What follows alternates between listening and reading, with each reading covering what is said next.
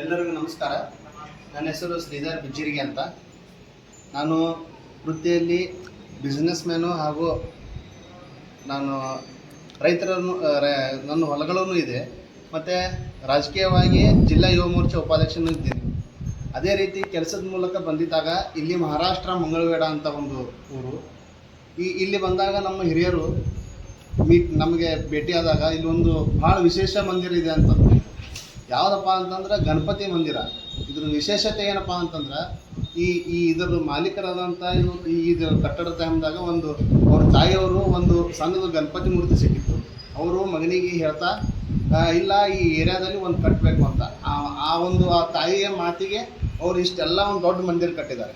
ಸುಮಾರು ಒಂದು 50 ವರ್ಷಗಳೇ ಇದು ಕಟ್ಟಡ ಆಗಿದೆ. ಇನ್ನೊಂದು ನಮಗೆ ಹೆಮ್ಮೆ ವಿಷಯ ಏನಪ್ಪ ಅಂತಂದ್ರೆ ಆ ರಾಮ ಮಂದಿರ ಕಟ್ಟಡ ಆಗುವಂಥ ಖನಿ ಒಳಗಡೆ ಕಲ್ಲು ಇಲ್ಲಿ ಎಲ್ಲ ತೊಗೊಂಬಂದು ಕಟ್ಟಿದ್ದಾರೆ. ಮತ್ತು ಒಂದೇ ದೇವಾಲಯದಲ್ಲಿ ಸಾಕಷ್ಟು ನಮ್ಮ ಹಿಂದೂ ದೇವಾಲಯಗಳ ದೇವ್ರು ನೋಡೋಕೆ ಸಿಗ್ತೈತಿ. ಎಲ್ಲ ಥರ ಕಟ್ಟಡ ಮತ್ತು ಎಲ್ಲ ಥರ ವಿಭಿನ್ನವಾದ ಕೆತ್ತನೆ ಮಾಡಿದ್ದಾರೆ. ಇದು ಭಾಳ ವೈಶಿಷ್ಟ್ಯ ಅನ್ನಿಸ್ತು ನಮ್ಗೆ. ಎಲ್ಲ ನಮ್ಮ ಫ್ಯಾಮಿಲಿ ಮುಖಾಂತರ ಬಂದಿತ್ತು. ಇಲ್ಲೇ ನಮ್ಮ ರಾಜ್ಯ ಪಕ್ಕಕ್ಕೆ ನಮ್ಮ ಮಹಾರಾಷ್ಟ್ರ ಮತ್ತು ಕರ್ನಾಟಕ ಗಡಿ ಭಾಗಗಳು ಇರುವಂಥ ಮಂಗಳವೇಡ ಗ್ರಾಮದಲ್ಲಿ ಈ ಮಂದಿರ ನೋಡಿ ನಮಗೆ ಭಾಳ ದರ್ಶನ ಪಡೋದು ಭಾಳ ಸೌಭಾಗ್ಯ ಅನ್ನಿಸ್ತು.